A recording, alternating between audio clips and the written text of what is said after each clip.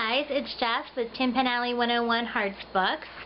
I decided since I'm starting my channel again, I would give my channel a title, make it a little more official.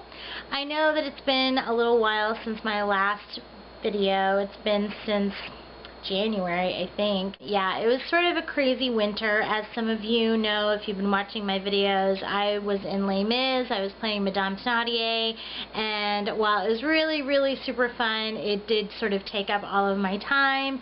But I'm back and I'm ready to make videos again, and I thought that I would start with my May wrap-up.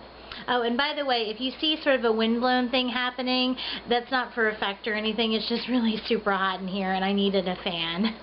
So May was a pretty good reading month for me. I read 6 books, and that's more than usual. 4 tends to be my average. I tend to read about 4 books per month, so I was pretty happy with that. The first book I actually hesitate to call a book. It is actually a novella by Addison called Waking Kate, and I read this on my Kindle, so I'll put the cover here.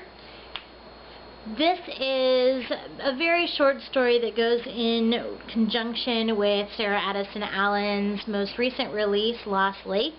If you've been watching my videos at all, then you know that I love Addison Allen. She writes really wonderful magical realism with just an awesome feel-good factor, and I love her. I love everything that she writes, and she's one of my favorite authors. So yeah, I really enjoyed this little short story. Lost Lake was not my favorite of hers, but I still really enjoyed it, and I thought this short story went really well with it, and I enjoyed it as well. I gave it 4 stars.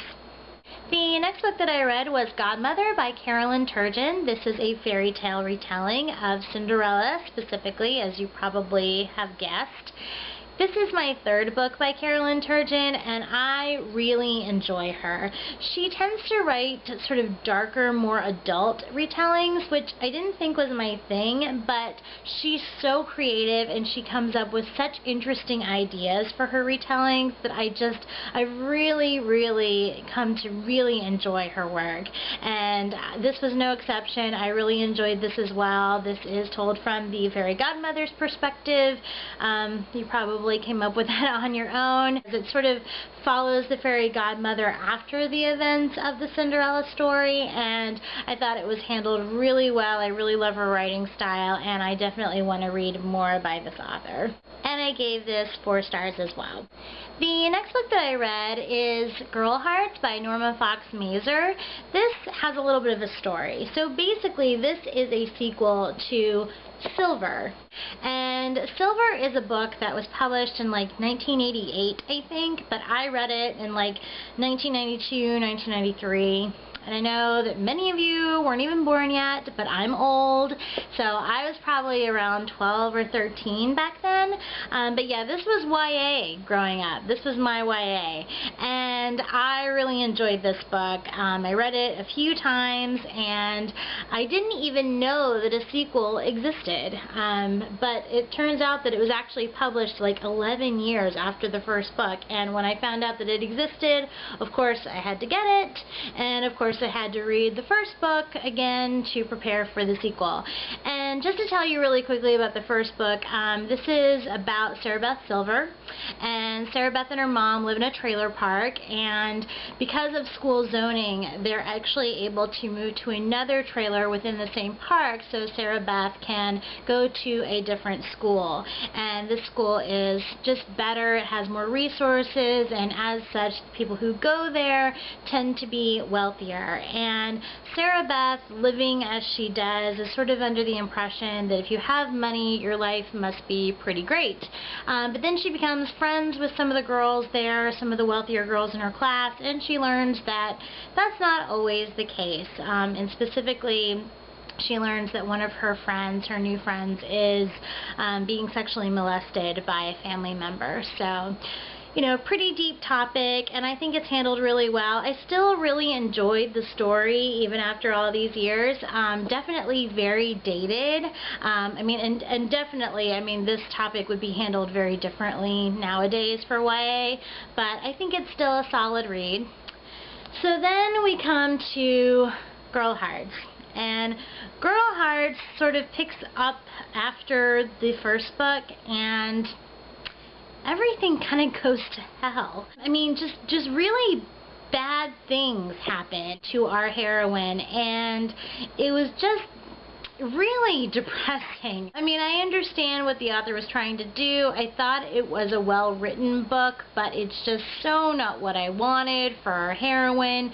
Plus, she took some of the characters that you fall in love with in the first book, and they just become really unlikable people, which just, I mean, it was just, I don't know, it really brought me down. It was a real bummer. It just wasn't what I wanted, which can sometimes happen when you grow really attached to a character and then the second book comes along and you're like, what are you doing? What are you doing?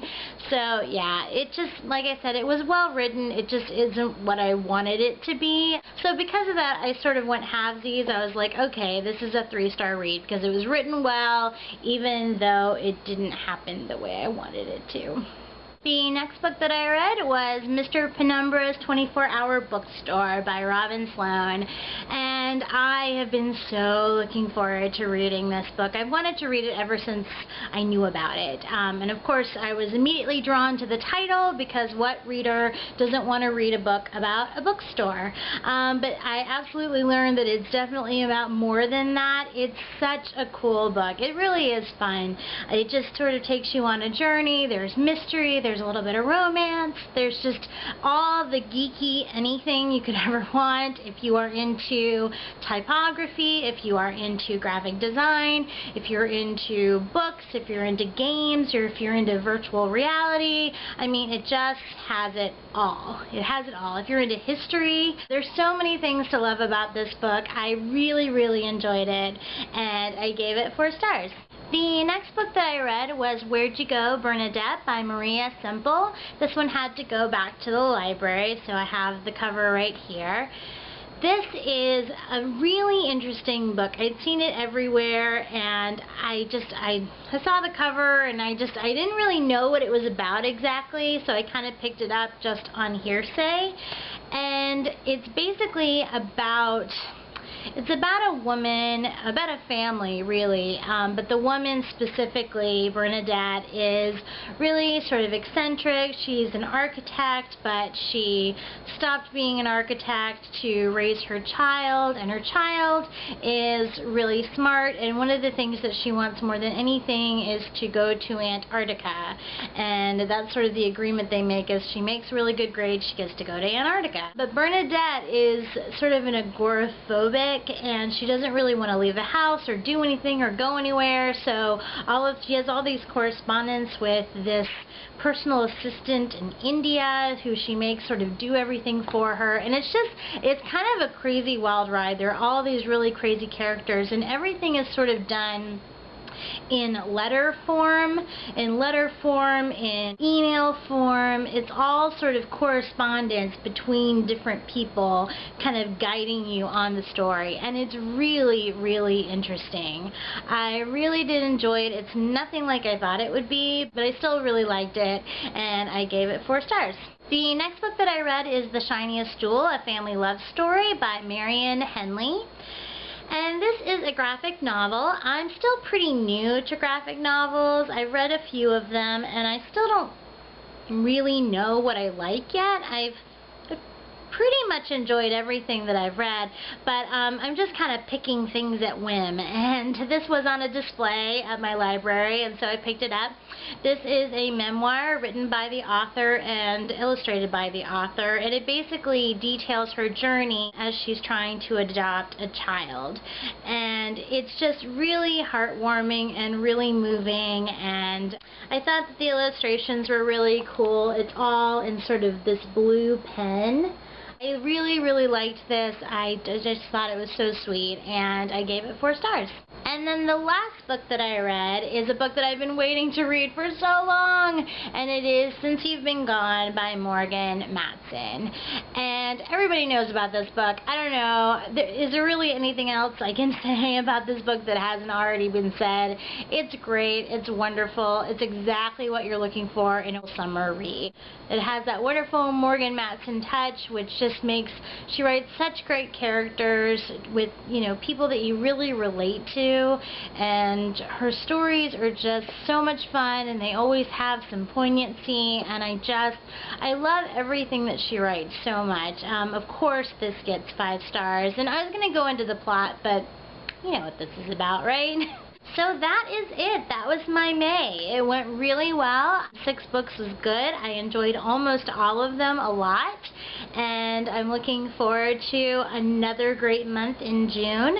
I do plan to post my TBR video in about a day or so, so look forward to that. I'm really glad to be back. I hope that some of you are still out there watching. I hope you enjoyed this video, and I will see you later. Bye!